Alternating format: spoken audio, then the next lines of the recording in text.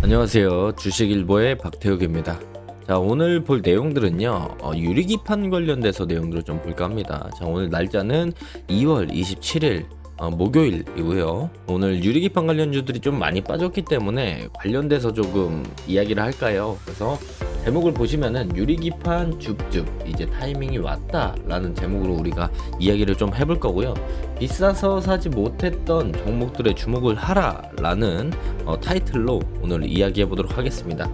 자, 내용들을 보면은요, 오늘 볼 내용들이 반도체와 이제 유리기판 관련돼서 우리가 기본적인 부분들을 좀 알아보도록 할 거고요. 줍줍 타이밍이 이제부터 시작인 이유에 대해서 좀 설명을 드리도록 하겠습니다.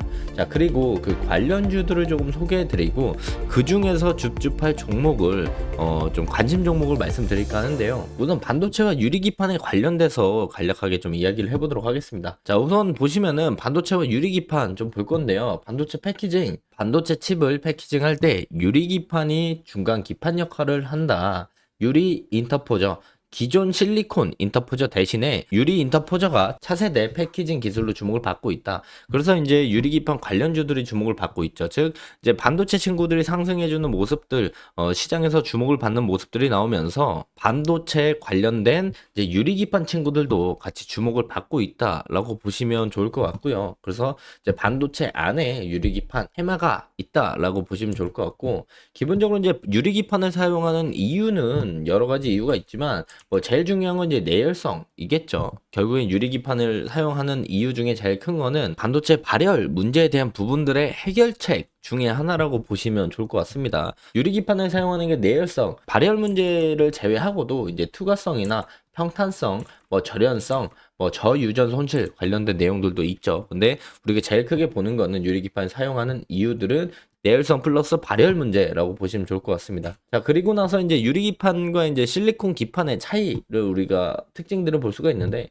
기본적으로 실리콘 기판을 많이 사용하다가 유리기판 쪽으로 넘어가는 이유들이 기본적으로 이제 발열 문제가 제일 크다라고 볼 수 있겠고, 특징들도 우리가 이렇게 확인해 볼 수 있으니까 참고로 해보시면 좋을 것 같고, 차세대는 이제 유리기판 쪽을 선호를 하고 있다라고 보시면 좋을 것 같습니다. 자, 그래서 차세대 반도체에서 유리기판의 역할들을 우리가 짧게나마 알아보게 된다라고 한다면, 유리기판을 활용한 대면적 반도체 패키징 기술, 더 얇고 가벼운 반도체 패키징을 가능하게 한다라는 장점들, 고성능 직접 회로에서 실리콘 인터포저를 대체할 가능성들이 있기 때문에 우리가 차세대 반도체에서 유리기판이 하는 역할들을 이렇게 확인해 볼 수가 있겠고, 왜 이제 유리기판 쪽을 더욱더 우리가 집중을 하느냐라는 부분들을 보면은요, 역할이 왜 확대되느냐 그 부분들을 좀 보면 AI, 5G, 고성능 컴퓨팅 등 이제 고주파, 고속 신호 처리 분야에서 주목을 받고 있어서 유리기판 쪽이 이제 주목을 받는다라고 보시면 좋을 것 같고, 제일 크게 주목을 받는 이유를 우리가 알아보게 된다라고 한다면,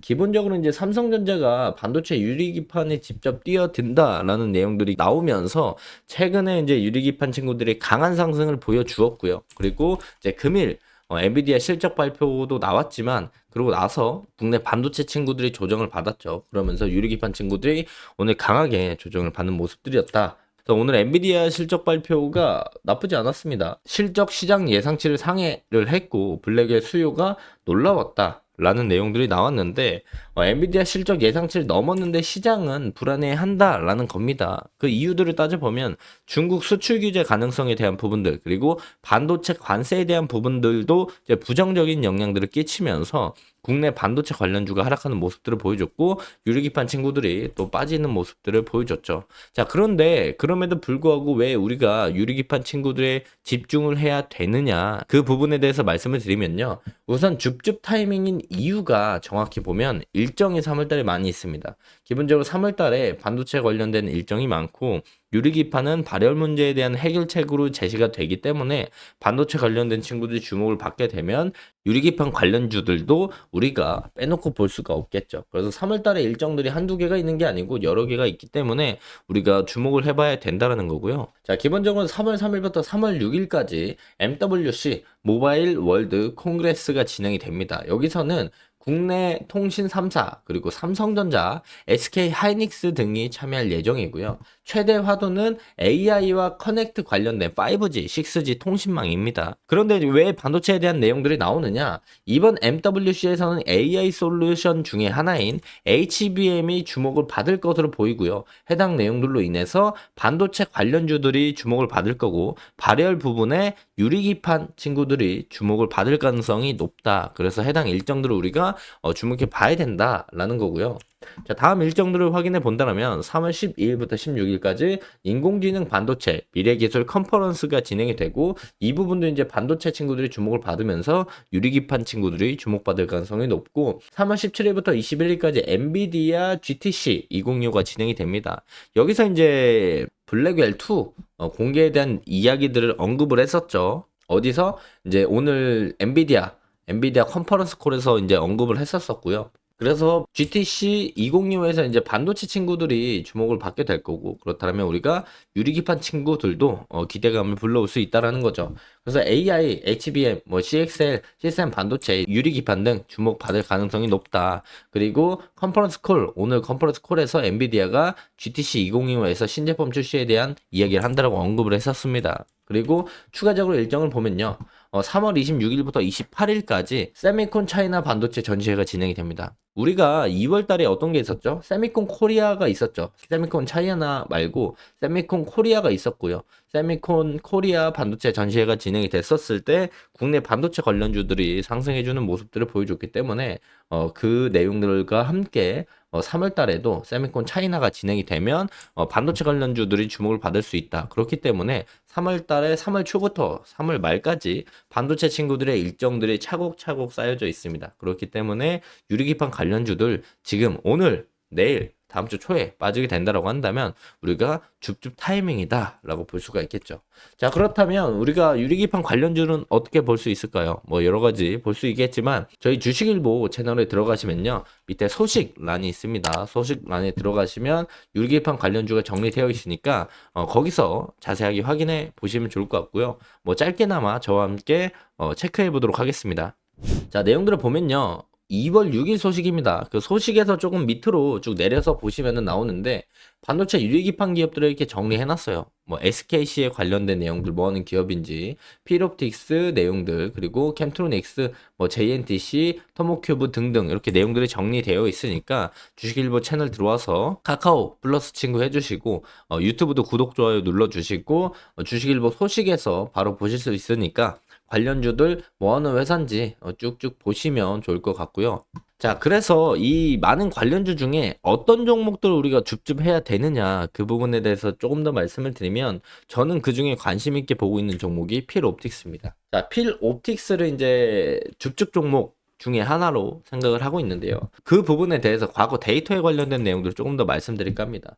자, 필옵틱스가 2024년 3월과 4월에 주가가 이제 올라갈 때 수급에 대한 주체들을 우리가 생각을 해보게 된다라고 한다면요. 지금 보시면은 2024년 3월달, 4월달이죠. 그 수급에 대한 주체들을 확인해 보면 외인과 기관에 대한 수급들이 강하게 들어왔던 걸 우리가 확인해 볼 수가 있습니다. 실제로 3월, 4월에 필옵틱스의 주가가 올라가는 모습들을 보여주면서 수급 주체가 기관과 외국인이라는 걸 확인이 가능하고요. 그 다음에 또 내용들을 보면은요. 제일 최근에 1월부터 2월까지 필옵틱스의 주가가 올라갈 때 수급 주체는 누구였는가? 그 부분에 대해서 바라보더라도 2025년 1월과 2월달에 들어왔던 수급의 주체는 외국인과 기관이라고 우리가 볼 수가 있을 것 같습니다. 자, 과거 데이터를 가져와서 수급 주체를 왜 우리가 확인을 했느냐 그 부분에서 조금 더 말씀을 드리면요. 지금 필옵틱스가 이때 올라갈 때도 이제 기관 그리고 외국인의 수급이 주체였고 그리고 제일 최근에 1월달, 2월달에 올릴 때도 기관과 외국인에 대한 수급이 메인 수급이었습니다. 그리고 나서 조정을 받기 시작하고 있고 오늘 7% 이상 하락하는 모습들을 보여줬는데 여기서 이제 추가적인 하락이 나오거나 여기서 반등이 나오기 시작하는 시점에서 우리가 어떤 것을 봐야 되냐? 기관과 외국인 수급 주체들이 다시 들어오는지를 체크해 봐야 된다라는 겁니다. 그래야 추가적인 상승을 우리가 기대해 볼 수가 있다라는 거죠.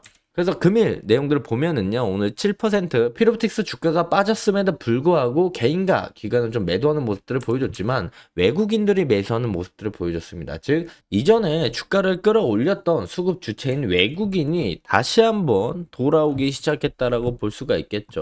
자, 그래서 기술적인 타점들을 우리가 확인해 보게 된다면요, 피롭틱스가 이제 저점들이 높아지는 우상향하는 모습들을 보여주는 이 저점들을 높이면서 이 추세, 단기적인 우상향 추세 라인을 만들어 줬고요. 그리고 이전에 고점들을 형성해 주었던 라인들이자 60일선이 올라오고 이전에 매물대 상단 지지 라인들이 겹치는 이 부분까지 내려왔었을 때 우리가 필옵틱스를 줍줍 할 생각을 좀 하고 있으면 좋을 것 같습니다. 여기서 플러스 알파로 해당 가격대까지 내려오면서 우리가 이전에 상승을 보여줬던 외국인 그리고 기관에 대한 수급들이 들어오는지 같이 체크해 본다면 여기서 기술적 반등과 함께 추가적인 상승 모멘텀을 볼 수 있겠죠. 그렇기 때문에 우리가 필 옵틱스 추가적인 조정이 나왔을 때 이 자리에서 줍줍을 하는 게 좋지 않을까 생각합니다. 줍줍을 하면서 내가 줍줍을 하는 시점에서 기관과 외국인에 대한 수급들이 들어오는지도 체크를 해봐야 되고요. 여기서 반등이 나오기 시작할 때 반등에 대한 상승 모멘텀은 당연히 3월 달에 반도체 관련된 일정들이 많이 있기 때문에 유리기판 관련된 섹터도 주목받으면서 모멘텀으로 작용할 가능성이 높다. 그렇기 때문에 우리가 필 옵틱스 추세 하단부이자 매물대 라인들 그리고 60일 이평선이 올라오는 자리들 이 자리를 줍줍 타이밍으로 보시면서 수급 주체들을 체크해 나가시면 좋을 것 같습니다. 자, 오늘 준비한 영상 여기서 좀 짧게 마무리하도록 하겠고요. 금일도 영상 끝까지 시청해 주셔서 감사하고 주식일보 유튜브 채널 구독과 좋아요 한 번씩만 눌러주시고요. 하단 링크에 주식일보 카카오 채널 플러스 친구도 부탁드리고 소식에 들어가셔서 내용들 확인하시고 댓글도 많이 남겨주시면 감사할 것 같습니다.